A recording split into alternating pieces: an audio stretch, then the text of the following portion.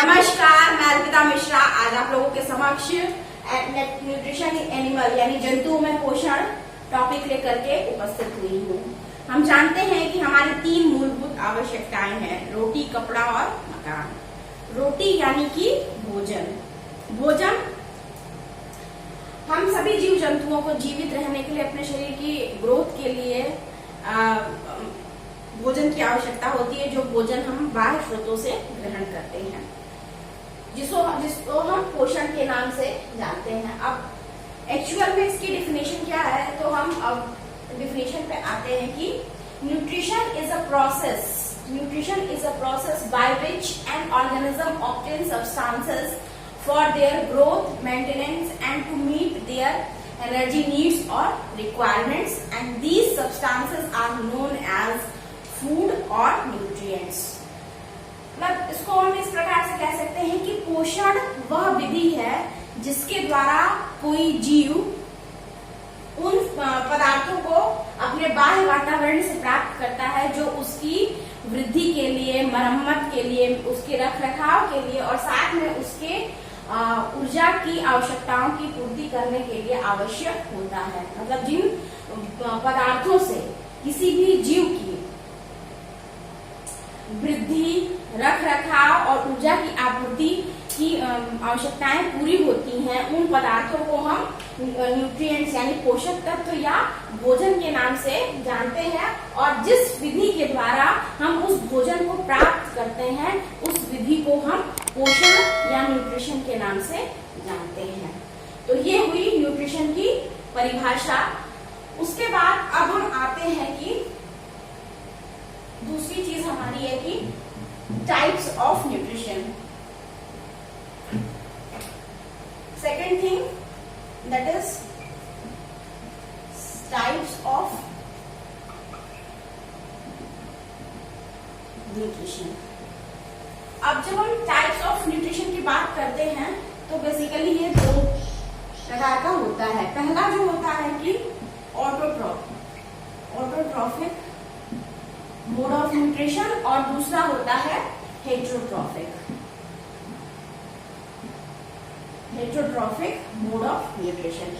अब ये जो ऑटोट्रॉपिक होता है तो हम इसको ऑटो मतलब स्व, ट्रॉपिक यानी पोषी, यानी स्व अपने जो ये भोजन है, ऐसे एनिमल्स या ऐसे जो भी है जीव जो है, एनिमल्स नहीं कहेंगे, ऐसे जीव जो अपना भोजन, अपने भोजन के रिक्वायरमेंट्स की पूर्ति अपने ही द्वारा सिंथेसिस किए गए भोज्य पदार्थों से करते हैं, उनको हम ऑटोट्रॉप्स कहते हैं। और ऐसे मोड ऑफ न्यूट्रिशन को हम ऑटोट्रॉपिक मोड ऑफ न्यूट्रिशन कहते हैं, स्वपोषी। और दूसरा होता है हेटेरोट्रॉपिक, जो कि अपना भोजन स्वयं नहीं बनाते हैं, लेकिन बल्कि अपने भोजन के लिए वो बाह्य स्रोतों, जैसे कि इनडायरेक्टली सभी जीव जो है वो अपने भोजन के लिए पेड़ पौधों पे निर्भर करते हैं, क्योंकि अगर पेड़ पौधे ना हो तो जो एनर्जी साइकिल है इकोसिस्टम में वो कंटिन्यू नहीं कर पाएगी। तो जो अपने भोजन के लिए दूसरे बाह्य स्रोत पे डिपेंड करते हैं, दूसरे स्रोतों से भोजन को ग्रहण करते हैं, ऐसे जंतुओं की जो पोषण विधि उसको हेटेरोट्रॉपिक या परपोषी के नाम से जानते हैं, परपोषी। अब ये जो ऑटोट्रॉपिक मोड ऑफ न्यूट्रिशन होता है, ये 2 प्रकार का होता है। इसको हम 2 तरह से लिख सकते हैं। एक होते हैं फोटोट्रॉप्स और दूसरे होते हैं कीमोट्रॉप्स।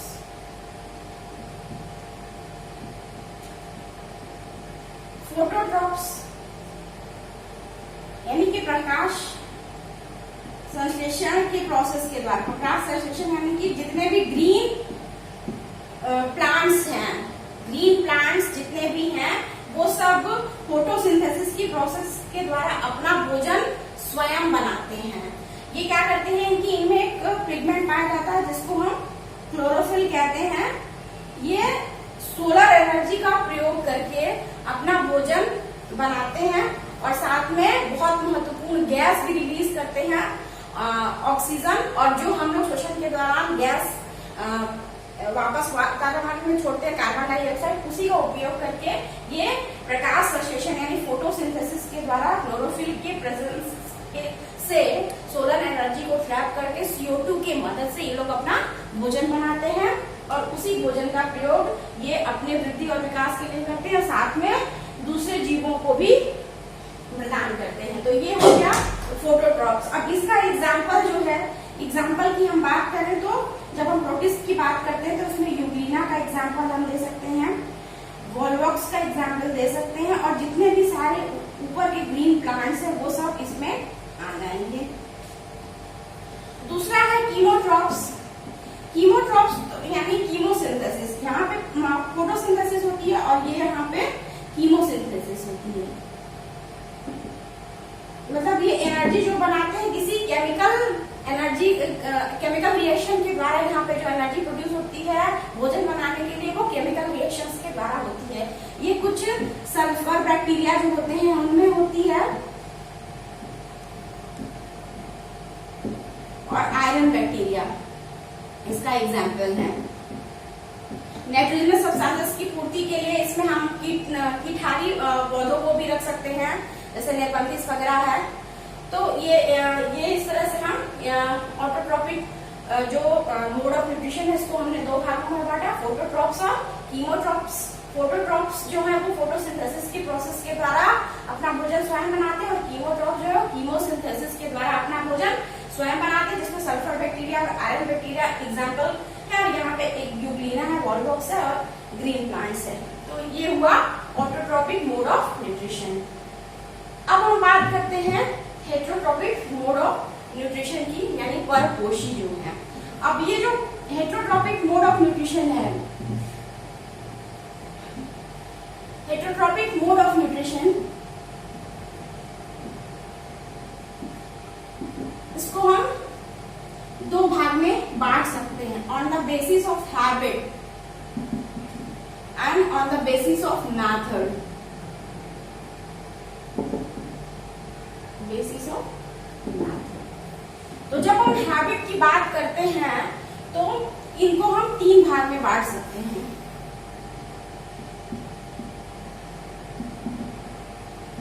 हर्बीवोर्स, कॉर्निवोर्स और ओमनिवोर्स। हर्बीवोर्स यानी कि शाकाहारी, माने जो ग्रीन वेजिटेबल्स प्लांट्स पे डिपेंड करते हैं, ऐसे जीव को इसमें हर्बीवोर्स में रखा जाता है। जैसे कि इसका एग्जांपल हम दे सकते हैं, ये हमारे जितना भी ये तोता हुआ, जैसे पक्षियों में तोता, उसके बाद से आपका मंकी और डियर, ये सारे इसके एग्जाम्पल हो जाएंगे। खरगोश, ये सारे इसके एग्जाम्पल। उसके बाद कार्निवोर्स मतलब ऐसे जीव जो अपने भोजन की आपूर्ति के लिए, अपने फूड के सप्लाई के लिए हर्बीवोर्स पे डिपेंड करते हैं। जैसे हिरन को शेर खाता है, या सांप है मेढक को खाता है। इस प्रकार से ये कॉर्निवोर्स यानी मांसाहारी। उसके बाद ओमनिवोर्स, ओमनिवोर्स मतलब सर्वाहारी, यानी जो सब कुछ खाता है। सब कुछ कौन खाता है? जैसे हम लोग मनुष्य, हम लोग कॉर्निवोर्स में भी आ जाएंगे, हर्बीवोर्स में भी आ जाएंगे। और तिलचट्टा, छोटा प्राणी है तिलचट्टा, उसको भी हम इसमें रखते हैं, और मनुष्य। तो ये हुआ हैबिट के आधार पे। जब on the basis of method हम करते हैं तो ये तीन प्रकार का, तीन टाइप का होता है। इसमें पहला है होलोजोइक, होलोजोइक या होलोफिटिक, या होलोफिटिक, सेप्रोजोइक या सेप्रोफिटिक, और पैरासिटिक। अब होलोजोइक जो होते हैं इनको हिंदी में हम पूर्ण भोजी के नाम से जानते हैं, पूर्ण भोजी। उसके बाद सेप्रोजोइक जो होते हैं इनको हम मृतोपजीवी, और तीसरा जो आता है ये परजीवी होते हैं, परजीवी। परजीवी, पर माने दूसरे, जीवी यानी दूसरे जीव पे आश्रित रहने वाले ऐसे ऑर्गेनिज्म जो अपना पोषण दूसरे जंतुओं, अपने भोजन के लिए पूरी तरह से दूसरे जंतुओं पर डिपेंड करते हैं, वो परजीवी कहलाते हैं। अब हम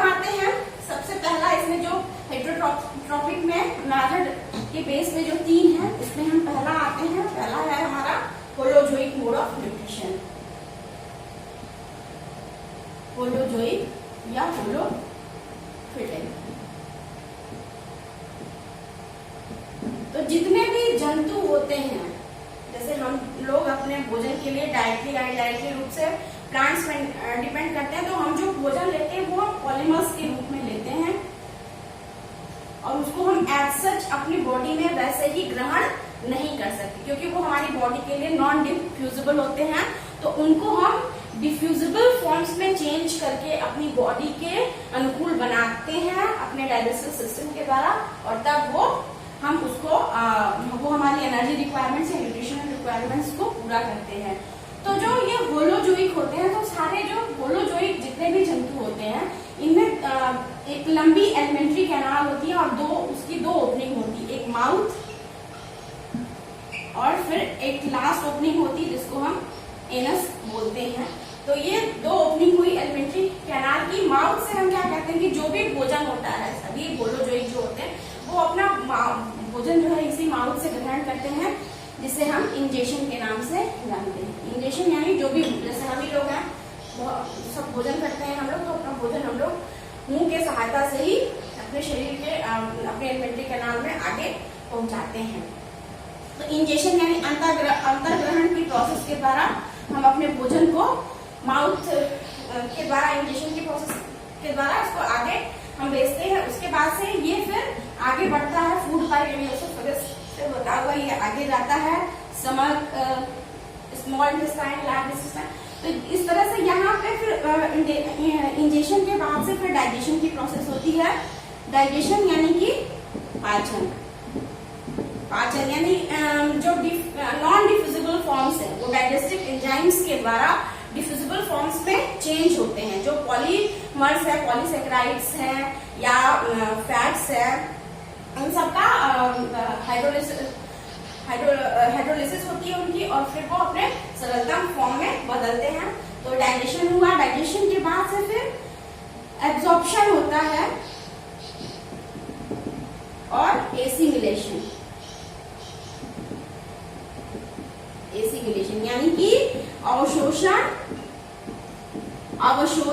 और स्वांगीकरण।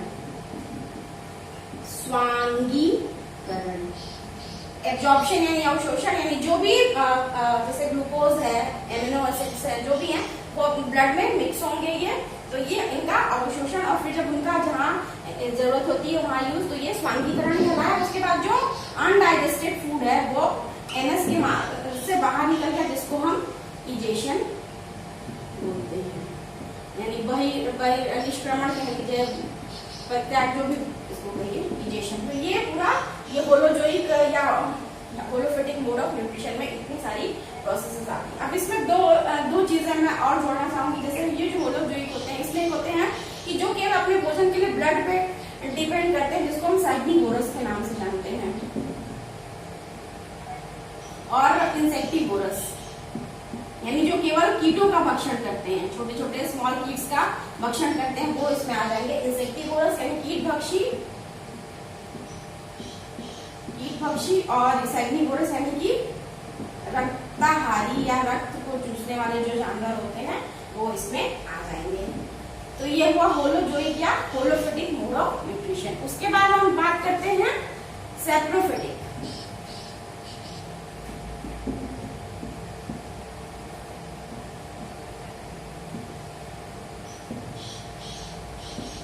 इसको हम मृतोपजीवी के नाम से भी जानते हैं। मृतोपजीवी यानी कि ये जो भी इनका जो भोजन होता है नॉन डिफ्यूजिबल फॉर्म में जो ये प्राप्त करते हैं, ये अपने आसपास के इन्वायरमेंट से प्राप्त करते हैं।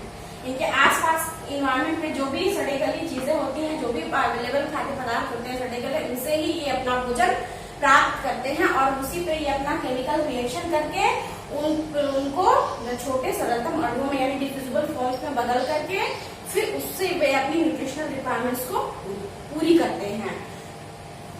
अब इसमें एग्जाम्पल आ जाएगा, तो एग्जाम्पल्स में हम इसमें देख सकते हैं फंजाई को, बैक्टीरिया, एनिमल्स कुछ भी आते हैं इसमें। इस तरह से ये इसके एग्जाम्पल्स हो गए। अब जैसे कि हम ब्रेड मोल्ड जो होता है, जो ब्रेड के ऊपर हम छोटी छोटी कवक देखते हैं, ब्रेड मोल्ड फफूदी आपने देखी होगी। तो ये क्या करता है कि ब्रेड जो होती है वो पॉलीसेकेराइड होता है, स्टार्च के रूप में होता है, तो वो उस पर केमिकल रिएक्शन करके उसको ग्लूकोज में बदलता है। मोल्ड, ब्रेड मोल्ड उसको ग्लूकोज में बदल करके अपने न्यूट्रिशनल रिक्वायरमेंट्स को उससे पूरा करता है। तो ये हुआ सैप्रोफिटिक मोड ऑफ न्यूट्रिशन या मृदोपजीवी। उसके बाद हम आते हैं पैरासिटिक मोड ऑफ न्यूट्रिशन में, यानी परजीविता। परजीविता मतलब पर माने दूसरे, जीविता माने जीवित रहने के लिए। जब हम ऐसे जीव जो अपने भोजन के लिए, अपने रहन सहन के लिए भी वो पूरी तरह से दूसरे जीवों पे डिपेंड करें, तो उन्हें हम परजीवी या पैरासाइट बोलते हैं, और इसको हम पैरासिटिक मोड ऑफ न्यूट्रिशन के अंतर्गत रखते हैं। इसमें एग्जांपल आ जाएगा वायरस, बैक्टीरिया और फंजाई। फंजाई जैसे अभी मैंने ब्रेड मोल्ड का एग्जांपल दिया, और भी बहुत है, पक्सीनिया जो है वो बीट पे लगता है। बहुत सारे जितने भी फंजाई आते हैं सब इसमें आ जाएंगे। और बैक्टीरिया, बहुत सारे बैक्टीरिया आप जानते भी हैं कि बैक्टीरियल डिजीजेज जो भी होती हैं तो सब बैक्टीरिया के कारण ही हैं। और वायरल इन्फेक्शन जो भी होता है, अभी भी हम लोग जान रहे हैं इस समय कोरोना वायरस जो है, ये एक्चुअली वायरस ही होते क्या है, ये जो है सजीव और निर्जीव के बीच की कड़ी होते हैं। It is connecting link between living and non living. मतलब जब ये शरीर के बाहर रहते हैं तो ये नॉन लिविंग की तरह वर्क करते हैं, और जैसे ही कोई इनको सजीव शरीर मिलता है तो ये अपना पोषण, अपना वृद्धि, प्रजनन, जनन जो भी होता है, मैंने सारे प्रोसेसेस जो है ये वो उस जीव के अंदर करते हैं। इसी प्रकार से बैक्टीरिया और फंजाई भी है। तो ये इस प्रकार से हमारा हेटेरोट्रॉपिक मोड ऑफ न्यूट्रिशन हमने पढ़ा, जो कि 3 प्रकार का है, होलोजोइक, सैप्रोफिटिक और पैरासिटिक। और एक और है मिक्सोट्रॉपिक। मिक्सोट्रॉपिक है, मिक्सोट्रॉपिक ये क्या होता है, इसमें सैप्रोफिटिक और प्लस सैप्रोफिटिक और plus autotrophic mode of nutrition, इसमें दोनों होता है ऐसे ऑर्गेनिजम्स में। ऑटोट्रॉपिक मोड ऑफ न्यूट्रिशन भी दिखाते हैं ये, और सैप्रोफिटिक भी मीन्स की आवश्यकता पड़ने पर ये दोनों तरीके से अपना पोषण प्राप्त करते हैं। इसका एग्जाम्पल है यूग्लिना।